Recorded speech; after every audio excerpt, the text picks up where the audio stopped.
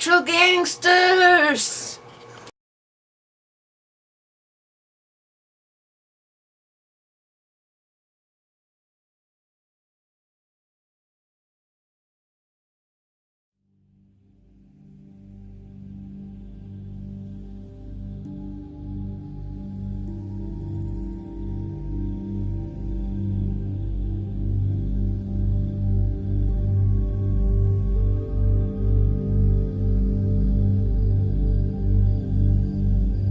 What am I? I am a human being, and I like to write or talk about human beings as a hue, like H-U-E, a shade of color, that each of us has a different one, different shade of color. And of course that changes over time too. Right now I like all the shades from soft green obviously to golden. And I heard a poem from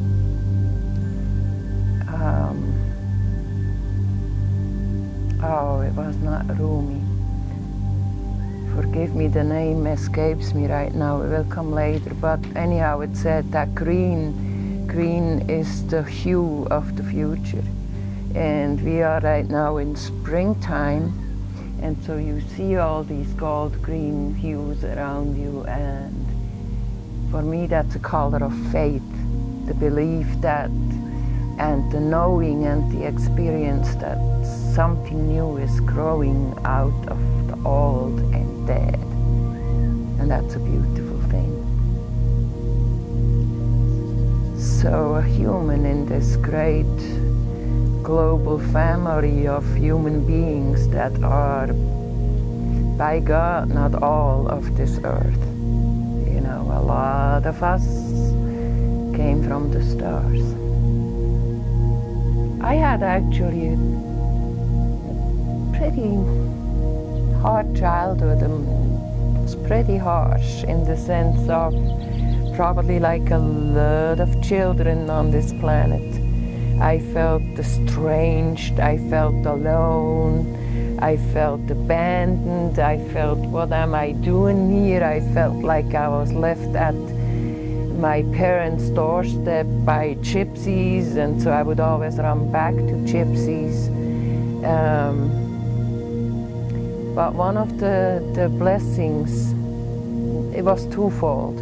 One of the blessings of my life is I have had the luck of always coming across great teachers. Like when I was just a little girl, I was invited to have tea and cake, homemade cake, with these little old ladies who would share their wisdom with me, who were mostly poets, artists, who would let me have a look into their world, who kept my faith alive, who kept me company, who made me not feel so alone.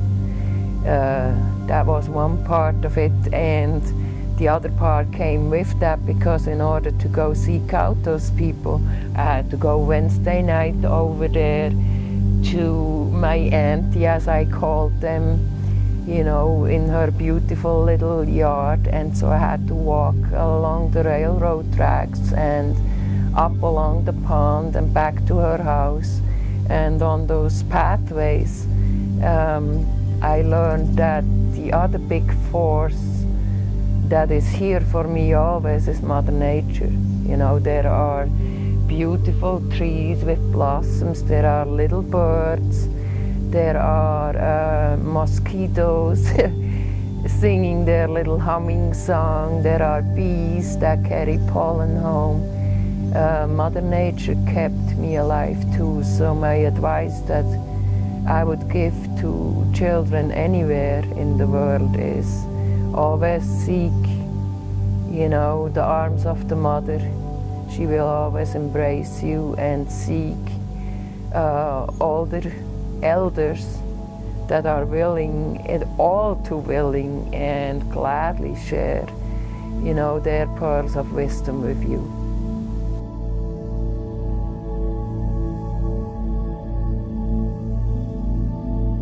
If we truly live authentically and we go about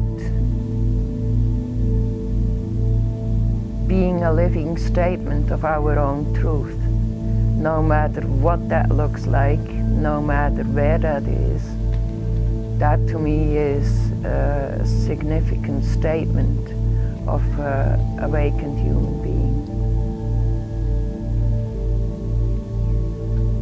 Be a walking statement, you know, be true to yourself, be courageous, to yourself, because there is no one else quite like you in the whole big universe. You know, we are all a bit of everything in this grand scheme or grand play of creation, but we all reflect a different facet, and each one of those facets makes up the whole shiny diamond.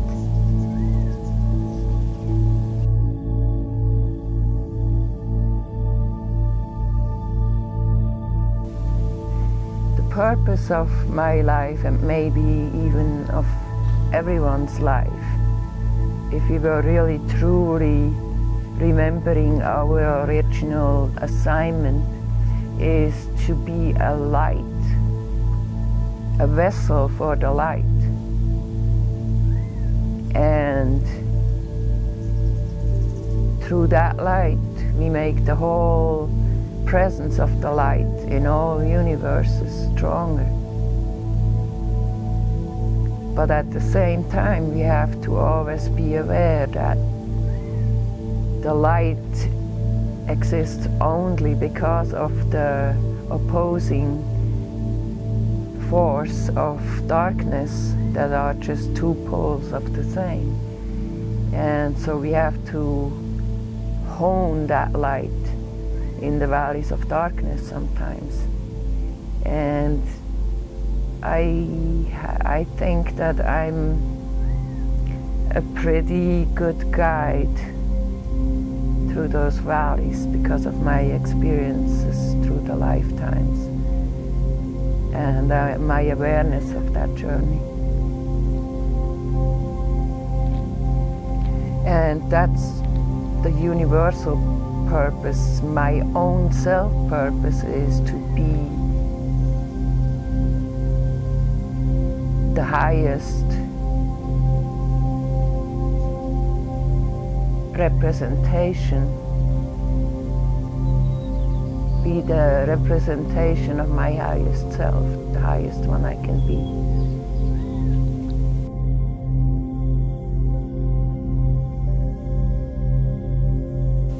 You can't teach anyone anything anyway. The only way that I found to change things or to change things in the life of people, in the life expressions, is by being an inspiration, being a muse, being an example. So you kind of teach by the way as you walk through somebody's life, somebody's land, somebody's garden. You leave a little bit of your beautiful fragrance behind. And that is what motivates me. It motivates me it gives me joy in life to know I can walk through the day and touch some people just by a look, a smile, a tear, whatever is up that day.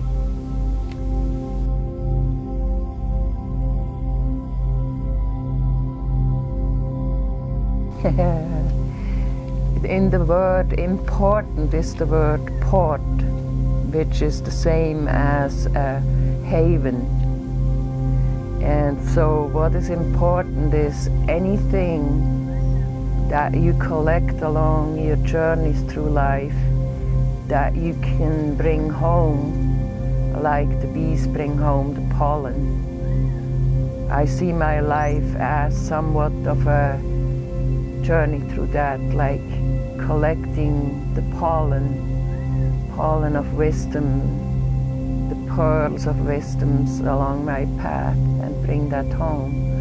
And only what we can bring home into eternity that way as a memory of lifetimes that we went through.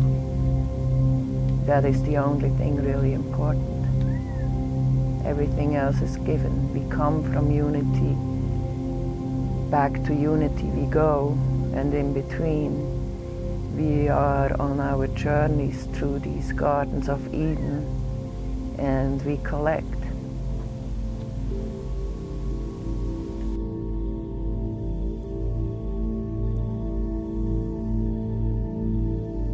My faith is that from oneness we come, back to unity, back to oneness we go. And in between, we are here to taste the honey and the salt, the bitter root and the triumphant blossom of victory over duality. Yeah, that raises hackles sometimes when I'm saying I'm an animist. What is that? People usually understand that that means, you know, having many, many gods. Yeah, in a way that's true. To me, a tree can be a god. A hummingbird can be a god. They're all messengers. They're all a different facet. That is my faith.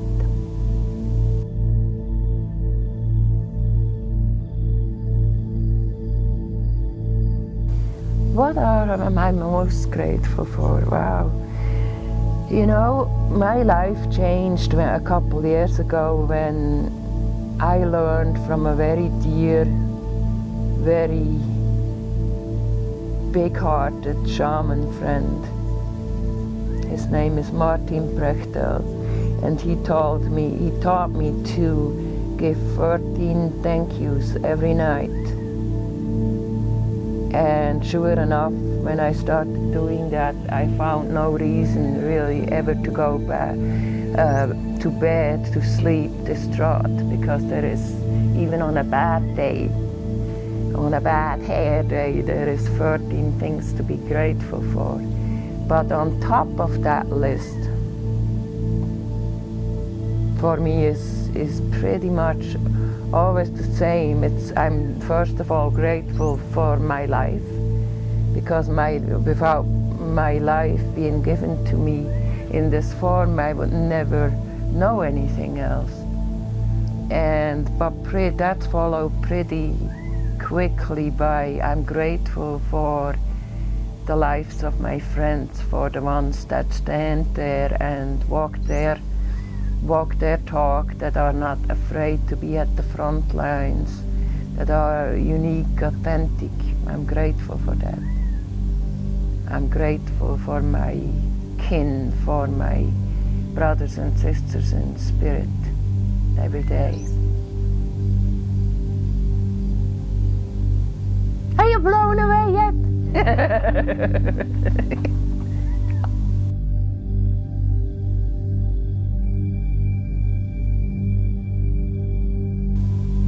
You know, fear is really quite an unknown emotion to me. It does hardly ever really touch me. I think I'm by nature a pretty reckless little warrior. I remember even as a little child, I broke my nose because as soon as I could get on a bicycle, the first thing I wanted to try is drive downstairs. And I was told that I couldn't do that, so of course I had to try, and yes, I fell on my nose. And that's pretty much what I do all my life. When I fall on my nose, well, that's the price for courage. I get up, dust myself off, and walk on, because I believe living in fear is a waste of time. And you live only in fear if you believe maybe you have not enough time or not enough space. But I know that we are eternal, and so ultimately there is always enough time and enough space. So no fear. And what I do against it, sure, those moments hit me. They're survival based. You know, if I hear a really hard knock on my door in the middle of the night, yeah, there is a moment of fear. What I learned to do, I have to give thanks to my transcendental Tibetan teachers. They taught me the teachings of the dragon. And when you have a moment of fear like that, you call up your dragon, you jump into the belly of the beast, and you are able to face anything. Because the only way that you can overcome the fear is by facing them, otherwise they're just chasing you.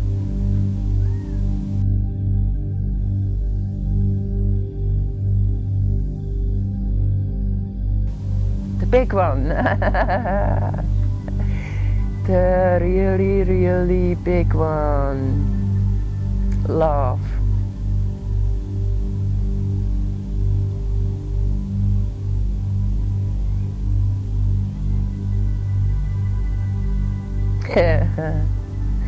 Right now that just triggers in me like a whole movie of scenes, of beautiful scenes and beautiful faces and smiles and butterflies and weeping willows and newborn children and old dying people at peace. The whole scale of existence is part and expression of that love. And if you ask me half an hour later, I will have a whole different story on it. It's just one of those endless big ones, you know. But basically, every single thing in existence is born from the power of love. That's at least what I like to say when I smoke my peace pipe. Everything is born from the power of love. Ultimately.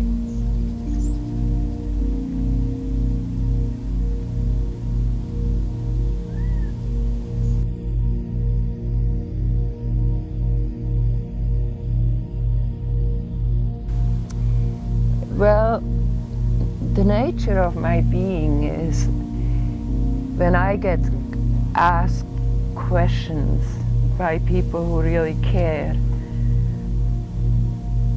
I see in pictures. It goes right into my imagination, which comes from imago, which means the pictures that live inside of us.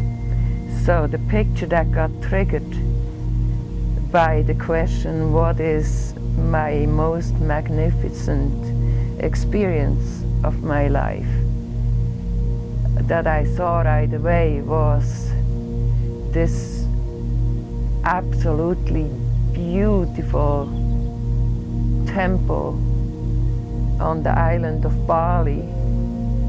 But it was not a Hindu temple, it was a Buddhist temple with a rose-colored stupa and all the beautiful sculptures around it. It was just a piece of heaven. And there was an afternoon when I was there where I was blessed to just disappear into the experience of the oneness of everything. I saw I sat there and I saw colors that were blending in swirls, and the monks started singing at that time right behind me inside the temple, and the sound blended with those colors. And then I heard the roosters down in the valley and the dog barking and some people playing gamelan music and children laughing, and that blended with everything else. And then I smelled all the different fragrances of the exotic trees around me, and the sky that was like that eternity blue, and it all blended into this experience of holy oneness that just has never truly left me. And that's what I go back to in moments, you know, where I need to recall the bliss and the depth of that moment. Oh, there is a hawk cruising on the tree back over there. He's actually hiding to get the little birds.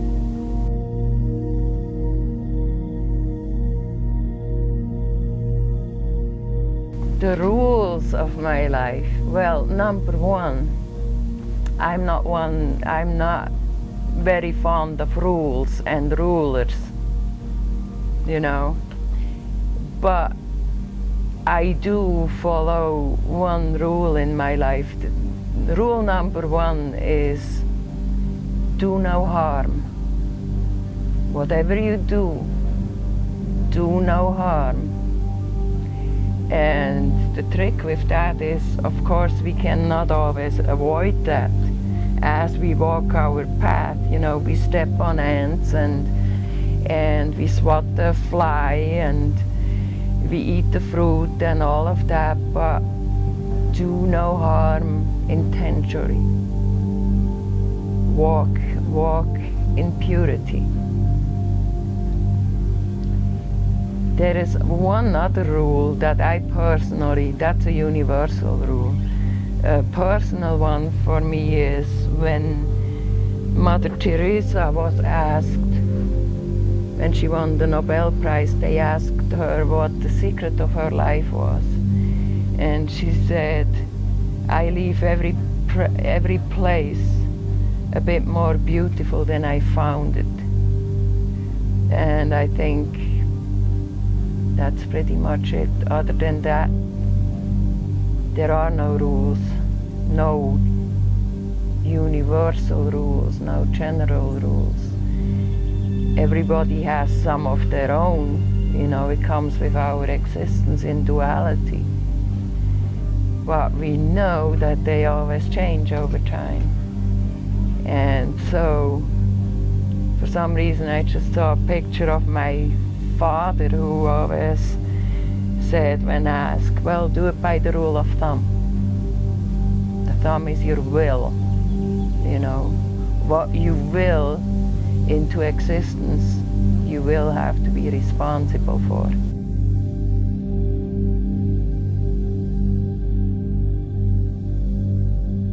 Most favorite things in life.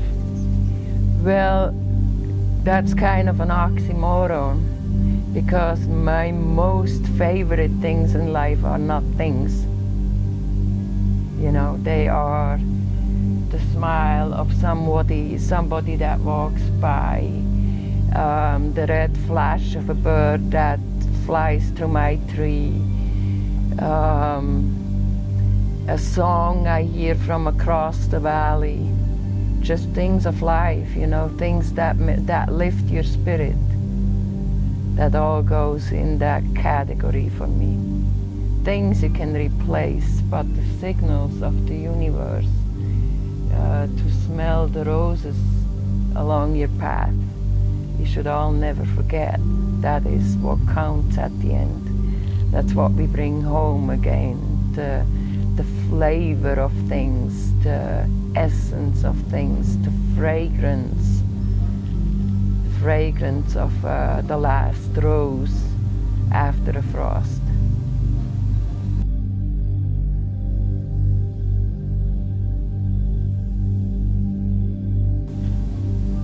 I believe when you are an artist, that every expression of your life is or should take the form of art.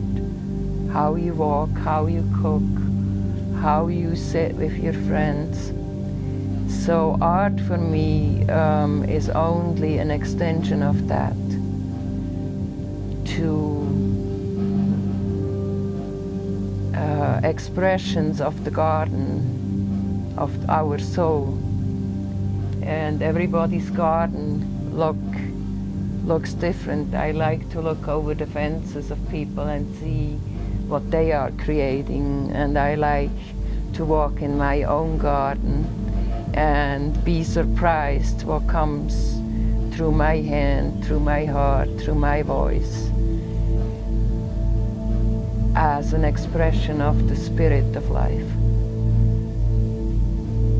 And I believe art should always have a seed of hope, even if it's an expression of heart that expresses the duality of life. Within there should be that seed of hope, so that if you had to go to jail or to exile, you could just take one of those pieces with you and feel blessed by that.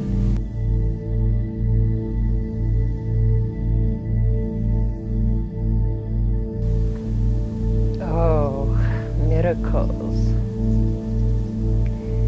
Miracles come from Mira, and Mira comes from seeing. It is, and the word mirror has to do with that too. When something recognizes itself, that is what a miracle is. And miracles always come unexpected. Otherwise, they would not be miracles. The unexpected is what makes it so. So in a way, it's kind of like a New Age joke to say, expect miracles. You know, and I surely understand that. It means to have the active attitude of seeing a miracle as possible pretty much every day.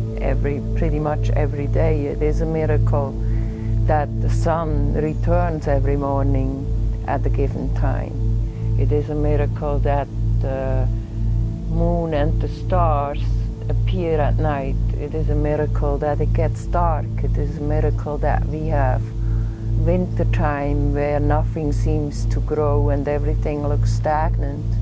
And then spring comes and all of a sudden what was dead has new green buds and shoots. It is all a miracle, really. And then of course there are the really, really special ones. And I think each one of us is blessed to encounter a few of those in our lives. The tragic is when we don't see it. But yeah, so what is always a miracle to me is that you can get an inspiration, a spirit picture in your mind. And when you tend to that and hold on to that, it will manifest itself in this 3D reality. I think that's a huge miracle, that we are given the power to manifest from the spirit down into these realms. You know, for instance, where we came from or where we're going. And miracles are signals on our path that bring back to us that we must be on the right path, otherwise we wouldn't experience miracles like that. Or they come to remind us, let's say we have gone astray, a messenger shows up in different forms, you know. Sometimes a hitchhiker by the highway, you know, sometimes a disembodied voice that you hear in a song or in all different forms. They come as signals to correct our course, to remember why we are here. And what an amazing journey this is.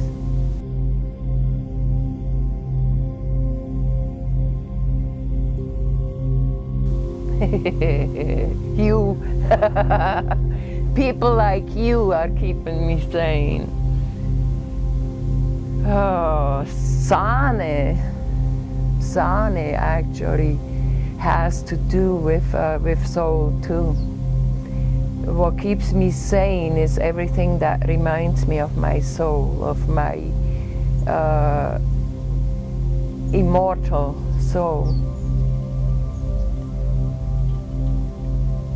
What keeps me sane is daily little rituals that remind me of that bring back why I am here and what am I doing here and why am I doing it. It is all temple service. Everything that has to do with temple service, which is service to the Most High, keeps me sane. And staying away from insane people.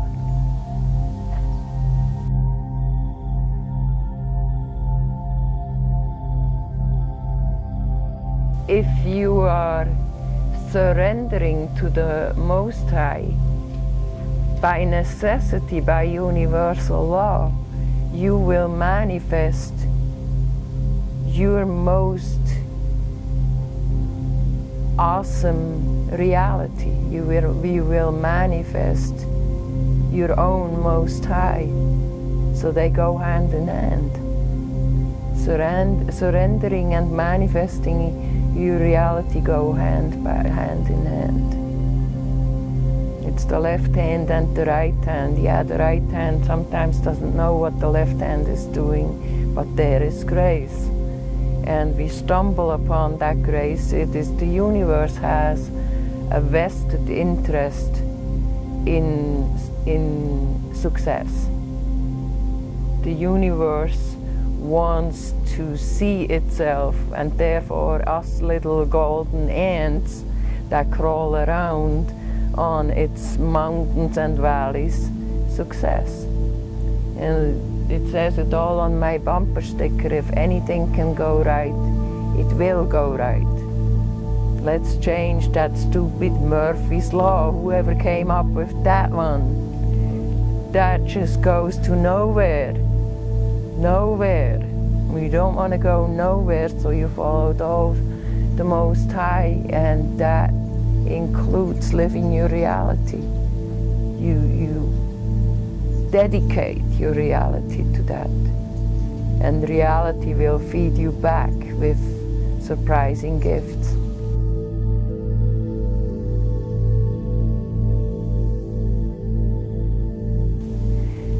So humanity, I believe, is actually designed, or was originally, the original plan was to be that humanity, the human beings, the multicolored human that we are, should do creation proud, should be a jewel in the crown of creation. And it is high time that we remember that and willingly, take that course. That means a lot of shifting, a lot of praying, a lot of celebration and manifesting and work. Move those old, ancient, dirty mole holes out of the way and walk proud like an Egyptian. We've forgotten that. Now we remember.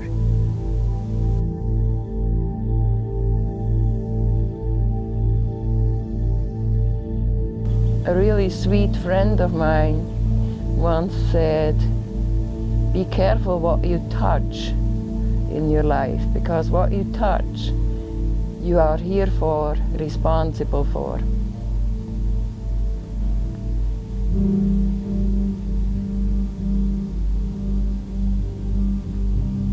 That's it.